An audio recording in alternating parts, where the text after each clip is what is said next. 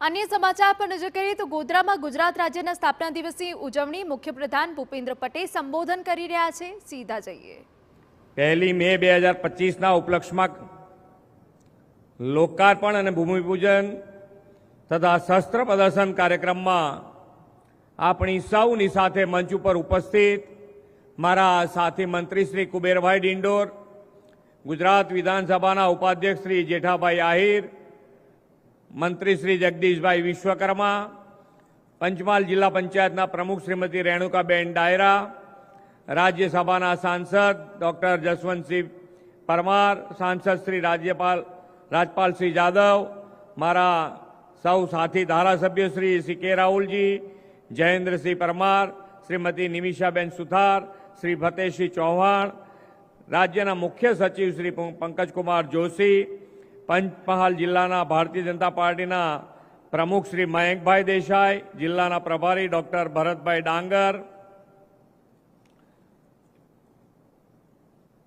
પંચમહાલ જિલ્લાના પ્રભારી સચિવ શ્રી રાજેશ માંજુ, માર્ગ મકાન વિભાગના સચિવ શ્રી પીઆર પટેલિયા, પંચમહાલ જિલ્લાના કલેક્ટર શ્રી, ડીડીઓ શ્રી, પંચમહાલ જિલ્લાના ભાજપના મહામંત્રી શ્રી કુલદીપસિંહ સોલંકી, ધવલભાઈ દેસાઈ, આમંત્રિત સર્વ મહાનુભાવો, પ્રેસ મીડિયાના મિત્રો, સૌને મારા નમસ્કાર।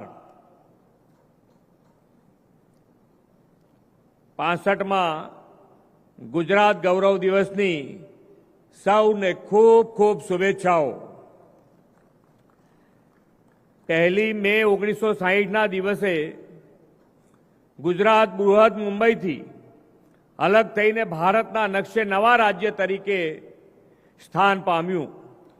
આજે તો વિશ્વ નેતા અને યશસ્વી વડાપ્રધાન શ્રી નરેન્દ્રભાઈ મોદીના લીડરશીપમાં ગુજરાત દેશના વિકાસનું રોલ મોડેલ બની ગયું છે। 1960 થી 2001 સુધીની ગુજરાતની વિકાસ યાત્રા અને 2001 પછીની અઢી દાયકાની અવિરત વિકાસ યાત્રા એમ બે સ્પષ્ટ ભેદરેખા આપણો વૈશ્વિક વિકાસ જોઈને સૌ કોઈને દેખાઈ જ આવે છે। આદરણીય શ્રી મોદી સાહેબે વિકાસની રાજનીતિથી સૌના સાથ સૌના વિકાસનો મંત્ર સાચા અર્થમાં ગુજરાતમાં સાકાર કર્યો છે। ગરીબ, વંચિત, છેવાડાના માનવીને વિકાસ આયોજનમાં કેન્દ્ર સ્થાને રાખીને મોદી સાહેબે યોજનાઓ બનાવી તેનું 100% અમલીકરણ કરાવ્યું છે। આપણે વિશ્વભરમાં ગરવા ગુજરાતી તરીકે ઉન્નત મસ્તકે ઊભા રહી શકીએ છીએ તેવો વિકાસ મોદી સાહેબના નેતૃત્વમાં પાછલા અઢી દાયકામાં થયો છે। આદરણીય મોદી સાહેબે જનજનને વિકાસમાં જોડી જનભાગીદારીથી વિકાસ કેવો હોય, કેટલા સ્કેલનો હોય તેનું દ્રષ્ટાંત દેશ અને દુનિયાને પૂરું પાડ્યું છે। આપણે આપણા રાષ્ટ્રીય પર્વ અને ગુજરાત સ્થાપના દિવસે જેવા ઉત્સવોને પણ જનભાગીદારીથી વિકાસ પર્વ બનાવ્યા છે। વડાપ્રધાનશ્રીએ ઊભી કરેલી એ જ પરંપરાને હું અને મારી ટીમ પણ આગળ ધપાવી રહ્યા છીએ। આજે એ પરંપરામાં વધુ એક સોપાન પંચમહાલ જિલ્લાના આંગણે 65માં ગુજરાત ગૌરવ દિવસની ઉજવણીથી સર થયું છે। પાવાગઢના મહાકાલી માતાના આશીર્વાદથી આજે એક જ દિવસમાં આ જિલ્લાને 644 કરોડ રૂપિયાના 85 જેટલા વિકાસ કામોની ભેટ આપવાનું મને સૌભાગ્ય મળ્યું છે। પહેલા આખા વર્ષમાં જિલ્લાના વિકાસ કામોના કુલ બજેટ જેટલી રકમના વિકાસ કામો તો હવે એક જ દિવસમાં લોકોને આપણે આપીએ છીએ। આદરણીય મોદી સાહેબે શિક્ષણ, આરોગ્ય, વીજળી, પાણી, ખેતી, ગ્રામ વિકાસ અને રોડ રસ્તાના વિકાસનો ખૂબ જ મજબૂત પાયો નાખ્યો છે। આપણે એમના દિશા દર્શનમાં આ બધી જ માળખાકીય સુવિધાઓ સાથે વર્લ્ડ ક્લાસ ડેવલપમેન્ટની રાહ અપનાવ્યો છે। આજે હાલોલમાં રૂબાબીન કંપનીના લિથિયમ આયન બેટરીના રીસાયકલ પ્લાન્ટનું ઉદ્ઘાટન થવા જઈ રહ્યું છે। વડાપ્રધાન શ્રી નરેન્દ્રભાઈ મોદીએ પર્યાવરણ અનુકૂળ અને ઝીરો વેસ્ટ મેનેજમેન્ટનો જે વિચાર આપ્યો છે તે અહીં સાકાર થવાનો છે। શ્રી મોદી સાહેબના દિશા દર્શનમાં make in India, make for the વર્લ્ડની ઇકોસિસ્ટમ ગુજરાતમાં વિકસી છે।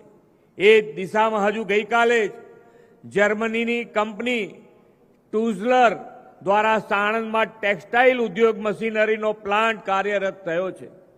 આ પ્લાન્ટની વિશેષતા એ છે કે આખા વર્લ્ડમાં આ કંપની દરેકે દરેક દેશમાં છે. એ યુએસએમાં હોય, ચાઇનામાં હોય કે બીજા દેશમાં હોય, પણ સૌથી મોટો અને લેટેસ્ટમાં લેટેસ્ટ પ્લાન્ટ ભારત અને ભારતમાં પણ ગુજરાત રાજ્યમાં કાલે અહીંયા આગળ શરૂ થયો છે. એ આપણા માટે ગૌરવની વાત છે. ગુજરાતના પૂર્વ ભાગમાં વસેલા આ જિલ્લાના શહીદ અંબાજીથી ઉમરગામ સુધીના આખા આદિવાસી બેલ્ટમાં વનબંધુ કલ્યાણ યોજનાથી મોદી સાહેબે આરોગ્ય સુખાકારી પણ નવા દ્વાર ખોલી આપ્યા છે. મોદી સાહેબે આ આદિવાસી દીકરા દીકરીઓના ઉચ્ચ અભ્યાસ સાથે આદિજાતિ પ્રદેશના આરોગ્યની સેવાઓ પણ ખાસ પ્રાથમિકતા આપી છે. જિલ્લા મથકે તો સિવિલ હોસ્પિટલ હોય, પણ દૂર દરાજના ગામોના લોકોને ઇમરજન્સીમાં જિલ્લા મથક જવું ન પડે અને નજીકમાં શ્રેષ્ઠ આરોગ્ય સેવા મળે તેવો અભિગમ વડાપ્રધાનશ્રીની પ્રેરણાથી આ સરકારે અપનાવ્યો છે. સામૂહિક આરોગ્ય કેન્દ્રને અપગ્રેડ કરીને 10 જેટલા વિવિધ રોગ નિષ્ણાત ડોક્ટરોની સેવા મળે તેવી સબ ડિસ્ટ્રિક્ટ હોસ્પિટલ બનાવી રહ્યા છે. મોરવા હડફમાં પણ 18.44 કરોડના ખર્ચે 100 બેડની આવી સબ ડિસ્ટ્રિક્ટ હોસ્પિટલ પંચમહાલના ગ્રામીણ લોકોની સેવામાં કાર્યરત થવાની જ તેનું આજે આપણે ખાતમુહૂર્ત કર્યું છે. હોસ્પિટલો અને આરોગ્ય મંદિરોની સાથે જ વડાપ્રધાનશ્રીએ સૌના આરોગ્યની સંભાળ માટે યોગથી આયુષ્યમાનનો અભિગમ અપનાવ્યો છે. આયુષ્યમાન ભારત પ્રધાનમંત્રી જન આરોગ્ય યોજનાનો લાભ ગરીબ અને મધ્યમ વર્ગીય પરિવારોને સરળતાએ મળે છે. આખા રાજ્યમાં 4,77,00,000થી વધુ લોકોની આયુષ્યમાન ભારત હેલ્થ એકાઉન્ટમાં નોંધણી થઈ છે. આરોગ્યની સુખાકારી ઉપરાંત આદિજાતિ વિસ્તાર સહિત છે ગ્રામીણ સ્તર સુધી પાકી સડક અને કનેક્ટિવિટી મળે તે માટે વડાપ્રધાનશ્રીએ સુનિશ્ચિત કર્યું છે. તેમના દિશા દર્શનમાં આપણે પણ રોડ નેટવર્ક અને ઇન્ફ્રાસ્ટ્રક્ચર વધુ વ્યાપક બનાવતા જઈએ છીએ. આદિજાતિ વિસ્તારમાં પ્રધાનમંત્રી ગ્રામ સડક યોજનામાં બનાવેલા 171 રસ્તાઓના રિસર્ફેસિંગ માટે 250 કરોડ રૂપિયાના કામોની સૈદ્ધાંતિક મંજૂરી આપણે આપી છે. એટલું જ નહીં, ભારે ટ્રાફિક અને વાહનોની વધુ અવરજવર ધરાવતા રસ્તાઓ માટે હાઈ સ્પીડ કોરિડોર વિકસાવીને વધુ સંગીન કનેક્ટિવિટી આપવાની આપણી નેમ છે. આ વર્ષના બજેટમાં આવા 12 જેટલા ગરવી ગુજરાત હાઈ સ્પીડ કોરિડોર વિકસાવવાનું આયોજન કર્યું છે. પંચમહાલ જિલ્લાના સંતરાપુર મોરવા હડપ રોડને ગરવી ગુજરાત હાઈ સ્પીડ કોરિડોર બનાવવા બજેટમાં 670 કરોડ રૂપિયાની મંજૂરી કરવામાં આવી છે. હાઈ સ્પીડ કોરિડોર બની જશે એટલે અંદાજે 3 લાખથી વધુ ગ્રામીણ નાગરિકોને રાજસ્થાન, માનગઢ, એમપી અને એસઓયુ જવા માટેની સુદૃઢ કનેક્ટિવિટી મળશે. એટલું જ નહીં, કાલોલ બાયપાસને 4 લેન કરવાની કામગીરી માટે પણ 110 કરોડ રૂપિયા મંજૂર કર્યા છે. વડાપ્રધાન શ્રી મોદી સાહેબે એક વાત સ્પષ્ટપણે માને છે કે પાણી જ વિકાસનો આધાર છે. આદિજાતિ વિસ્તારમાં જ્યાં ડુંગરાળ વિસ્તાર છે તેવા ગામોમાં પણ પીવાનું અને સિંચાઈનું પાણી પૂરતા પ્રમાણ મળે તેની ચિંતા તેમણે કરી છે. આવા વિસ્તારોમાં લિફ્ટ ઇરિગેશનથી પાણી લિફ્ટ કરીને ઊંચાઈવાળા વિસ્તારોમાં પહોંચાડવાનો આયામ તેમણે અપનાવ્યો છે. આ જિલ્લાના 9 ગામોમાં 13 તળાવોથી પાનમનું પાણી 1250 હેક્ટર વિસ્તારમાં પહોંચાડવા 31 કરોડ રૂપિયાના કામોનું આજે ખાતમુહૂર્ત કર્યું છે.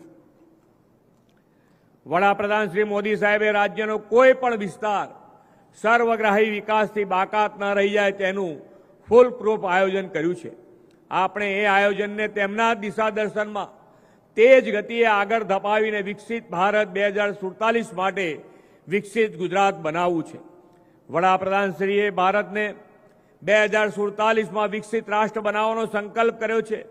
તેમાં આદિજાતિ સહિત સૌના સર્વાંગી વિકાસને પ્રાધાન્ય આપીને ગુજરાતનો વનબંધુ સમાજ પણ અગ્રેસર રહે તેવો તેમનો નિર્ધાર છે. વડાપ્રધાનશ્રીએ વિકસિત રાષ્ટ્રના નિર્માણ માટેના 9 સંકલ્પો આપ્યા છે. એ 9 સંકલ્પો આપ જાણતા હશો, પણ 2-3 સંકલ્પો